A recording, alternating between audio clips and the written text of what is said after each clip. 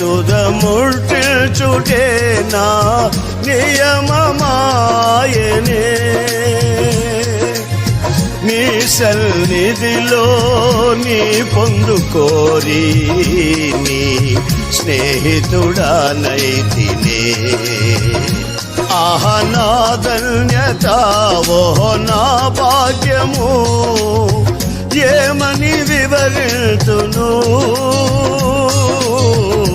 ఏమని వివరించును. ఆహ నా ధన్యత ఓహో నా భాగ్యము, ఏమని వివరించును, ఏమని వివరించును.